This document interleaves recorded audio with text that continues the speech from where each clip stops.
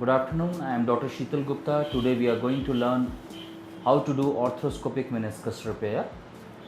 We will be using the foam model to demonstrate the different kind of techniques for doing arthroscopic meniscus repair, and which will be followed by a surgical video demonstration. So just for the purpose, this is basically medial meniscus, this is anterior horn, this is posterior horn. This is lateral meniscus, this is anterior horn and the posterior horn. So tears are usually in the anterior 1/3, middle 1/3 or in the posterior 1/3. So there are different techniques for anterior, middle and posterior area of the meniscus. For anterior 1/3 of meniscus, the technique used is outside in technique. For middle tears, the technique is inside out technique.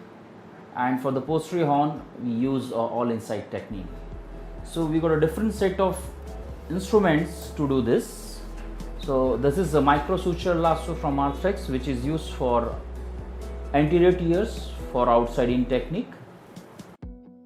This is a protector device for inside out technique, which is used for middle third and as well as for certain posterior third medial meniscus we can use. This device, a meniscus wiper, is again used for the posterior tear, for both for the posterior horn of medial meniscus as well as for posterior horn of the lateral meniscus.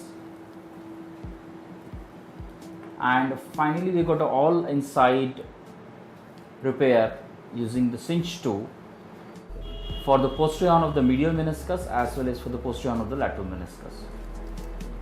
And we got one versatile device with the name of Scorpion from Arthrex.